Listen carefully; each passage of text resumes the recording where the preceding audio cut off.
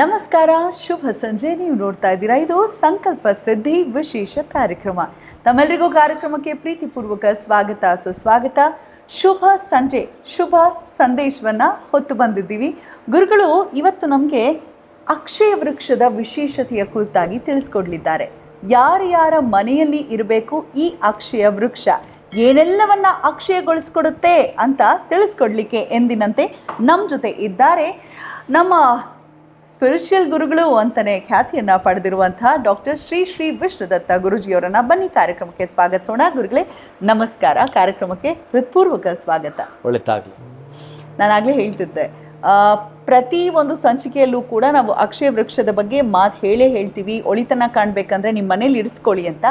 ಯಾಕೆ ಇರಿಸ್ಕೊಳ್ಬೇಕು, ಮುಖ್ಯ ಅಂಶಗಳನ್ನು ತಿಳಿಸಿ ಗುರುಗಳೇ. ಓಂ ವಿಶ್ವಸ್ಮೈ ನಮಃ. ಪ್ರೀತಿಯ ಬಂಧುಗಳೇ, ಇನ್ನು ಅಕ್ಷಯ ವೃಕ್ಷದ ಬಗ್ಗೆ ನೀವು ಕೇಳ್ತಾನೆ ಇದ್ದೀರಿ. ಪ್ರತಿ ತಿಥಿಗೂ ಒಂದು ಮಹತ್ವ ಇದೆ. ನಾನು ಅದನ್ನು ಹೇಳಿದ್ದೀನಿ ಎಷ್ಟೋ ಬಾರಿ. ಮತ್ತು ನಿಮಗೆ ನೆನಪು ಮಾಡೋದಾದರೆ, ಆ ಒಂದು ದಿನದ ಶುದ್ಧಿ ಅಂತ ಪ್ರಾರಂಭ ಆಗ್ತಕ್ಕಂತಹದ್ದು ಇದೆಯಲ್ಲ, ಆ ಒಂದು ತಿಥಿಗಳಿಗೆ ಇರ್ತಕ್ಕಂತಹದ್ದು. ಪಾಡ್ಯಮೆ ಬಲಿಪಾಡ್ಯಮೆ, ದ್ವಿತೀಯ ಯಮದ್ವಿತೀಯ, ತೃತೀಯ ಅಕ್ಷಯ ತೃತೀಯ, ಮೊನ್ನೆ ಅಷ್ಟೇ ಹೋಯಿತು. ಚೌತಿ ವಿನಾಯಕ ಚೌತಿ, ಪಂಚಮಿ ನಾಗರ ಪಂಚಮಿ, ಷಷ್ಠಿ ಸ್ಕಂದ ಷಷ್ಠಿ, ಸಪ್ತಮಿ ರಥ ಸಪ್ತಮಿ, ಅಷ್ಟಮಿ ಗೋಕುಲಾಷ್ಟಮಿ, ನವಮಿ ಶ್ರೀರಾಮ ನವಮಿ, ದಶಮಿ ವಿಜಯದಶಮಿ, ಏಕಾದಶಿ ವೈಕುಂಠ ಏಕಾದಶಿ, ದ್ವಾದಶಿ ಮುಕ್ಕೋಟಿ ದ್ವಾದಶಿ, ತ್ರಯೋದಶಿ ಧನತ್ರಯೋದಶಿ, ಚತುರ್ದಶಿ ನರಕ ಚತುರ್ದಶಿ, ಅಮಾವಾಸ್ಯ ದೀಪಾವಳಿ ಅಮಾವಾಸ್ಯೆ, ಪೂರ್ಣಿಮಾ ಗುರು ಪೂರ್ಣಿಮಾ. ಇವೆಲ್ಲ ನಿಮ್ಗೆ ಗೊತ್ತಿರ್ತಕ್ಕಂಥದ್ದು. ಒಟ್ಟಾರೆ ಅಕ್ಷಯ ವೃಕ್ಷಕ್ಕೂ ಈ ತಿಥಿಗಳಿಗೂ ಅವಿನಾಭಾವ ಸಂಬಂಧ ಸ್ವಲ್ಪವಲ್ಲ, ಮಹತ್ತರವಾಗಿರ್ತಕ್ಕಂಥದ್ದು. ಆದ್ದರಿಂದ ನಾನು ಇದನ್ನು ಹೇಳಬೇಕಾಯಿತು. ಇನ್ನು ಆ ಒಂದು ಅಕ್ಷಯ ವೃಕ್ಷದೊಳಗಿರ್ತಕ್ಕಂತಹದ್ದು ನೀವು ಪಂಚಾಂಗವನ್ನು ಬಹುಶಃ ತೆಗೆದು ನೋಡಿದ್ರು, ಪುರಾಣೋಕ್ತವಾಗಿಯೋ ವೇದೋಕ್ತವಾಗಿ ನಮಗೆ ಸಿಗ್ತಕ್ಕಂಥದ್ದು ವಿಷ್ಣು ಪಂಚಾಯತನ, ಸೂರ್ಯ ಪಂಚಾಯತನ, ಗಣಪತಿ ಪಂಚಾಯತನ, ಚಂಡಿ ಪಂಚಾಯತನ ಇರ್ತಕ್ಕಂತಹದ್ದು. ಇನ್ನು ಕಾರ್ತಿಕೇಯ ಪಂಚಾಯತನ ಇಲ್ಲ. ಯಾಕಿಲ್ಲ ಅಂತಂದರೆ, ಪ್ರತಿಯೊಬ್ಬ ಧರ್ಮದಲ್ಲೂ ಪ್ರತಿಯೊಬ್ಬರ ಮನೆಯಲ್ಲೂ ಕೂಡ ಆತ ದೀಪದ ರೂಪದಲ್ಲಿ ಕಂಗೊಳಿಸ್ತಿರ್ತಾನೆ. ಇನ್ನು ನಿಮ್ಮ ಮುಂದೆ ಬರ್ತಾ ಇರ್ತಕ್ಕಂಥ ಒಂದು ಸೂರ್ಯ ಪಂಚಾಯತನ ಅಂತ ಏನಿದೆಯೋ, ಮಧ್ಯದಲ್ಲಿ ಸೂರ್ಯನಾರಾಯಣ. ಇನ್ನು ಈ ಜಗತ್ತಿನಲ್ಲಿ ಶೀಘ್ರವಾಗಿ ಫಲ ಕೊಡ್ತಕ್ಕಂತಹ ಎರಡು ದೇವತೆಗಳು ಅಂತಂದರೆ ಚಂಡಿ ಮತ್ತು ಗಣಪ, ಅದರಲ್ಲಿ ಅಡಕವಾಗಿರ್ತಕ್ಕಂತಹ ಬಿಂಬಗಳು. ಪ್ರತಿಯೊಬ್ಬರ ಮನೆಯಲ್ಲೂ ಕೂಡ ಸೂರ್ಯನಾರಾಯಣ, ಗಣಪತಿ, ಶಿವ, ಕೇಶವ, ಚಂಡಿ ಈ ವಿಗ್ರಹ ಇರಬೇಕು. ಇದೆಯಾ ನಿಮ್ಮ ಮನೆಯಲ್ಲಿ? ಇಷ್ಟು ವಿಗ್ರಹಗಳಿದೆಯಾ?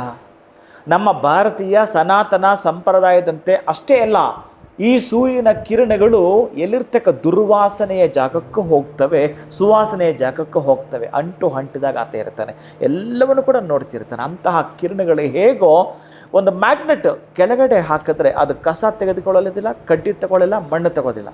ತಗೊಳ್ತಕ್ಕಂಥದ್ದು ಕಬ್ಬಿಣ ಮಾತ್ರ ಹೇಳ್ಕೊಳ್ಳುತ್ತೆ.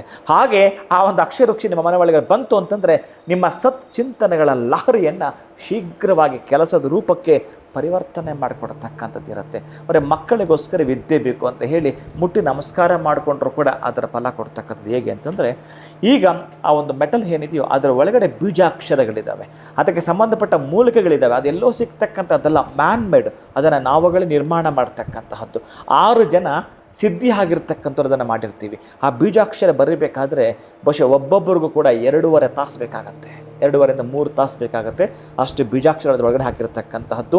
ಇನ್ನು ಆ ಸೂರ್ಯ ಪಂಚಾಯತನ ಅಕ್ಷಯ ವೃಕ್ಷ ಒಂದೇ ಮಾತಲ್ಲಿ ನಾನು ಹೇಳ್ತಿರ್ತೀನಿ, ಈ ಅಕ್ಷಯ ವೃಕ್ಷ ಎಲ್ಲಿದೆಯೋ ಸಮಸ್ಯೆ ತೋರಿಸಿ ಅಂತ ಕೇಳ್ತಿರ್ತೀನಿ. ಅಷ್ಟೊಂದು ನಾನು ಜೋರಾಗಿ ಆ ಒಂದು ಭಯದಿಂದ, ನಾನು ಯಾಕೆ ಬಹಳ ನಿರ್ಭಯದಿಂದ ನಾನು ಯಾಕೆ ಹೇಳ್ತೀನಿ ಅಂತಂದರೆ, ಅದರ ಒಳಗಡೆ ಅಷ್ಟು ಸಾರ ಇದೆ, ಭಾಳ ಪ್ರಮುಖವಾಗಿರ್ತಕ್ಕಂಥದ್ದು. ನಾನು ನಿಮಗೊಂದು ಮಾತನ್ನು ಎಚ್ಚರಿಸಿ ಹೇಳ್ತಿರ್ತೀನಿ. ಈ ಕಡೆಯಿಂದ ಆ ಕಡೆ ಒಂದು ಹೊಲದಲ್ಲಿ ನಡೆದು ದಾರಿ ಬಿದ್ದಿರುತ್ತೆ, ಕಾಲು ದಾರಿ ಬಿದ್ದಿರುತ್ತೆ. ಅದನ್ನು ಯಾರು ಕೂಡ ಮಾಡಿರೋದಿಲ್ಲ. ಹಾಗೇನೆ ಒಬ್ಬ ಮಂತ್ರ ಹೇಳಿ ಒಬ್ಬ ಆತನ ಸಿದ್ಧಿ ಆಗಿರುತ್ತೆ.